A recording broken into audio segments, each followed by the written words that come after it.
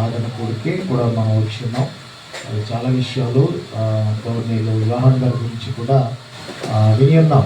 మరి ప్రత్యేకంగా మరి విడిచిపెట్టుకున్నటువంటి కుటుంబానికి, అలాగే మరి తల్లిగారు ఉన్నారు, అలాగే మరి వారి యొక్క కుమార్తెలు మనవలందరూ కూడా మరొకసారి మరి ఆదరణ కలగాలని ప్రభుత్వం ద్వారా తెలియజేస్తున్నాను. ఒకరి తల్లి వారిని ఆదరించినట్లు నేను నన్ను ఆదరిస్తానన్నాడు. మన దేవుడు తల్లి వలె ఆదరించేవాడు, తండ్రి వలె మనల్ని ప్రేమించేవాడు, సంరక్షించేవాడు, లేకపోతే మనల్ని కాచి కాపాడేవాడు అన్నమాట. మరి ఈరోజు యోహాను గారు మన మధ్యలో లేకపోవడం ఎంతగా బాధ అయినప్పటికీ కూడా మరి వారు దేవుని యొక్క సన్నిధానంలో ఉన్నారు. నరులారా మీరు తిరిగి రండి అని పిలిచినప్పుడు వారు ఎక్కడికి వెళ్ళిపోతారంట? దేవుని యొక్క సన్నిధానానికి వారు వెళ్తారు. కనుక దేవుని యొక్క సన్నిధానంలో వారు ఉన్నారు. మరి వారు వెళ్ళినటువంటి మార్గంలోని ఇంకా కుటుంబస్తులు ఎవరైనా రక్షణ పొందకపోయిన ఇప్పుడు వచ్చిన వారిలో ఎవరైనా బంధువులు, స్నేహితులు, సంఘంలో ఎవరైనా ప్రభుని సొంత రక్షకునిగా అంగీకరించిన ఎడల ఈ కూడిక ద్వారా మరి నరుని ఆయుష్ 70-80 అని అంటూ ఉన్నాడు. ఆయనను వాటి వైభవము దుఃఖము ఆయాసమే అని అంటూ ఉన్నాడు కీర్తనకారుడు.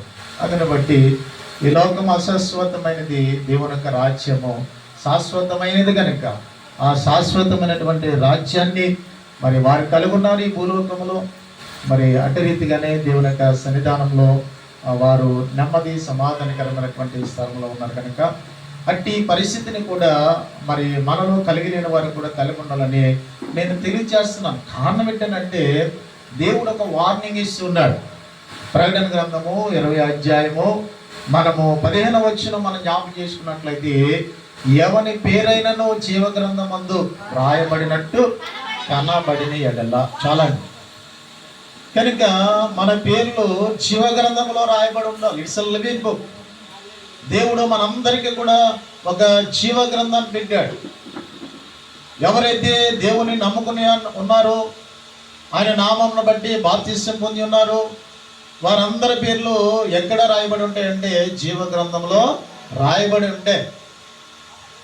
అయితే మన భారతదేశంలోనూ కూడా మన పేర్లు ఆధార్ కార్డులో ఉండడాన్ని బట్టి మనం బ్యాంకుకి వెళ్ళినా, పోస్ట్ ఆఫీస్కి వెళ్ళినా, ఒక ఇల్లు కట్టుకోవాలన్నా, ఏం చేయాలన్నా ఆధార్ కార్డు ఉండాలి, అందులో మన పేరు ఉండాలి. ఒక పాస్పోర్ట్ చేయించుకోవాలన్నా, విదేశాలన్నా. అట్టి రీతిగానే మరి చాలా ఒక ప్రాముఖ్యతను అది ఒక మనకి తెలియజేస్తుంది. అదే రీతిగా ఒక భూలోకములోనే మానవులు పెట్టుకున్నటువంటి ఒక కట్టుబాటును బట్టి ఎంత చాలా పటిష్టంగా వాళ్ళు వ్యవహరిస్తున్నారు. కాబట్టి అలాగే దేవుని యొక్క రాజ్యానికి, దేవుని యొక్క పరలోక రాజ్యంలో మనం ఉండాలంటే మన పేర్లు ప్రప్రదంగా జీవ గ్రంథంలో రాయబడాలని ఆయన వాక్యము తెలియజేస్తుంది. ఎవరి పేర్లు జీవ గ్రంథంలో ఉంటాయంటే ప్రకటన గ్రంథం 3వ అధ్యాయము 5వ వచనంలో ఒక చక్కిన మాట మరి పద్మాస దీపంలో దేవుడిచ్చినటువంటి ప్రత్యక్షత, ఆ రిలేషన్ బట్టి ఆయన ప్రియమైన శిష్యుడైనటువంటి యోహాను గారు రాస్తూ ఉన్నారు. జయించిన వాడు అలాగన తెల్లని వస్త్రములు ధరించుకొనిను జీవ గ్రంథములో నుండి అతని పేరు ఎంత మాత్రమును తుడుపు పెట్టగా ఆ తండ్రి ఎదుటను ఆయన దూతలు ఎదుటను అతని పేరు ఒప్పుకుంటానంటున్నాడు. భూలోకంలో ఎవరైనా మన కోసం సాక్ష్యం ఇస్తారా? ఎవరైనా మన పక్షంగా రమ్మంటే ఎవరైనా వస్తారా? నువ్వు ముందు పదరబాబు, నేను వెనకాల వస్తానంటే.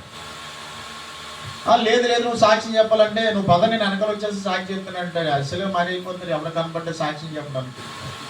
కానీ దేవుడు ఏమంటున్నాడంటే, ఒకవేళ భూలోకములో నువ్వు నమ్ముకుని నీ పేరు జీవ గ్రంథంలో ఉన్నట్లయితే దేవుని ఎదుట, దేవదూతల ఎదుట నీవు నా కుమార్తెవనియు, నీవు నా కుమారుడవనియు నేను సాక్ష్యం ఇస్తానంటున్నాడు. హల్లెలూయా. చూడండి, మానవ మాతృమైనటువంటి మన కోసం ఎవరు కూడా సాక్ష్యం ఇవ్వలేనటువంటి పరిస్థితుల్లో మన భూలోకంలో నివసిస్తున్నాం. మన బంధువులైనా, మన స్నేహితులైనా, మన శ్రేయభిలాషులైనా, మనకు అక్కడికి ఎవరు కూడా వచ్చేవారు మనకు కనపడడంలో ప్రస్తుత దినాలు కూడా మనకు అలా కనపడుతూ ఉన్నాయి. అందుని బట్టి ఈరోజు నీ కోసం సాక్ష్యం ఇచ్చే దేవుడు మనకున్నాడు. అందుకని ఏమంటాడు, అరే బాబు నా స్నేహితులై ఉండి నేనేదో తప్పు చేశాను, బాధ అనిపిస్తున్నాను మీరు అంటున్నారు. ఒకవేళ మీరు మంచి సాక్ష్యం ఇచ్చినా ఇవ్వకపోయినా నా కోసం మంచి సాక్షి ఎక్కడున్నాడు? పరలోకమందు ఉన్నాడు. He will my judge. ఆయన ఖచ్చితంగా నా కోసం సాక్ష్యం చెప్తాడు.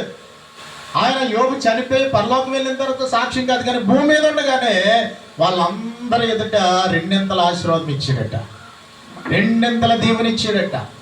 పోగొట్టుకున్నటువంటి ఆ యొక్క మరి 7 మరి కుమారులు 3 కుమార్తెలు ఇంచుమించు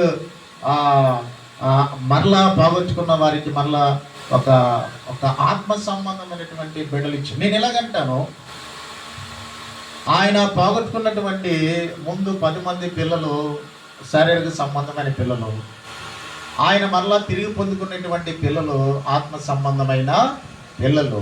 అందుకనే భూమి మీద వారి కుమార్తెలు అన్నాడు, కానీ కుమారులు కూడా అంతే.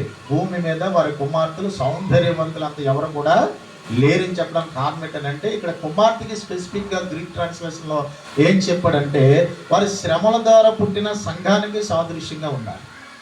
వారు దేవుని యొక్క స్వరక్తం ఇచ్చి సంపాదించినటువంటి దేవుని బిడ్డలకి సంఘానికి వారు సాదృశ్యంగా ఉన్నారు.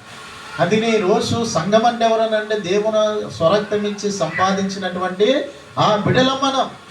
అందుని బట్టి వారు సౌందర్యవంతులుగా ఉన్నారని వాక్యం తెలియజేస్తుంది. కనుక నీ కోసం సాక్ష్యం ఇచ్చేవాడు పరలోకమందు ఉన్నాడనే